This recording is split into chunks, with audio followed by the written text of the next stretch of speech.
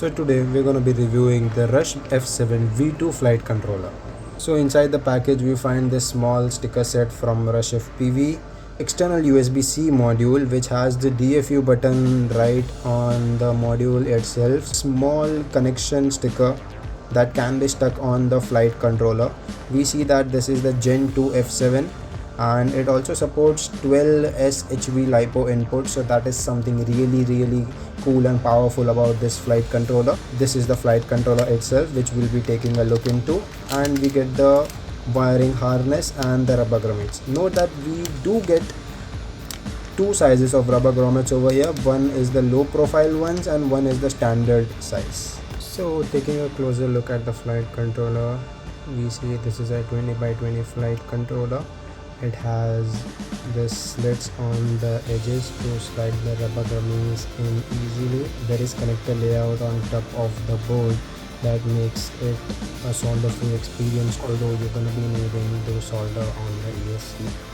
On the back side we see that the solder pads are changed in the shape and they are more like a triangular. The top one is in between these two on the bottom, so that should help prevent any short circuiting issues that you might happen to come across when you are soldering this yourself. This does not have any USB-C since there is an external USB-C module present inside the package.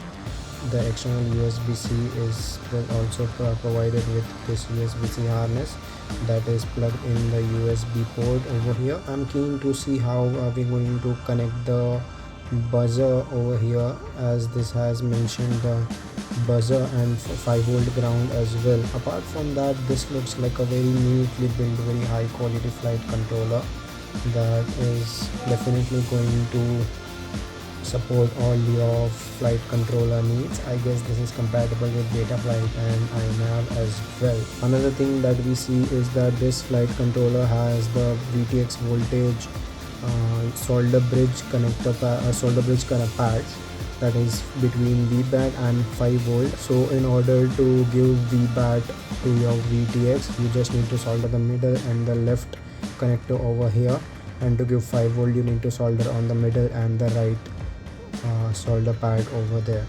We have SD and SCL pads over here as well for connecting peripherals.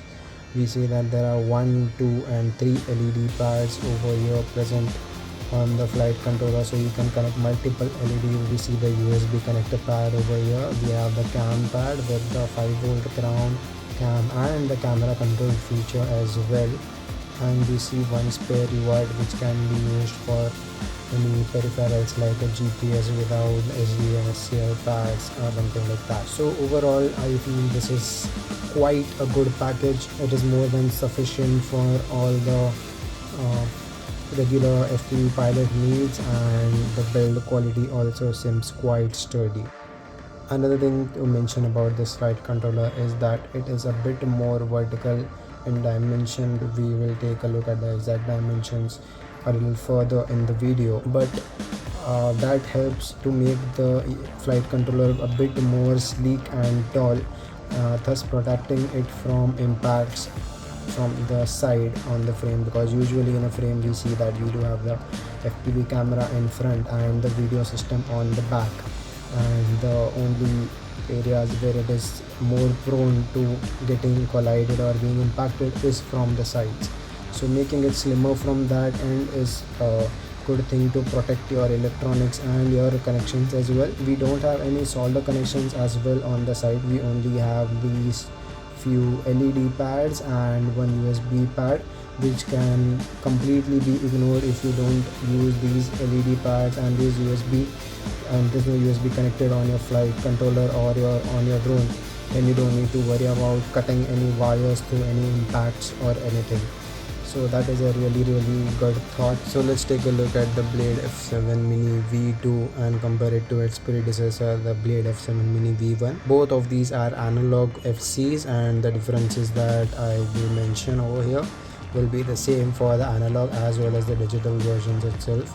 The first thing we can see right off is that we don't have the metal heatsink over here on the V2 that was present in the V1. Another thing that we see that is on the V1 is we have a micro USB, and we have the DFU button, which is not present on the Blade F7 V2. We have 3 LED pads over here on the F7 V2, whereas the F7 V1 only had one LED connector over here. Taking a look on the back side of both the flight controllers, we see that the F722 V2 has 8 motor outputs compared to the 6 motor outputs on the V1. The V2 has 5 full UARTs instead of 2 full UARTs present on the V1 as well. V2 flight controller does not have the option to switch the RX voltage from 3V3, which is the USB voltage, to the 5 volt, which makes sense because since the V2 does not have any onboard USD. We also see the same option for the VTX voltage that was present in the V1, that is in the V2 as well. The V2 is slightly has some bit more vertical dimension than the V2. Let's take a look and check it out. Okay, so this is the vertical dimension of the V1, which is 28.6, V2 which is 30. So yeah, this has a bit more vertical resolution. The V2 is taller and slimmer than the V1, whereas both share the same 20x20 standard mounting positions. So my final thoughts regarding this flight controller after comparing it to the V1, which is its predecessor, and taking a look at the specs as well, is that this is a much refined product now, and it has specific redundancies as well. It has more spares as well. You get more spare UARTs as well. It has very good, I would say very high build quality as well. It is good to see such high quality flight controllers made from Rush FPV, and I really thank them for their support and sending me this flight controller.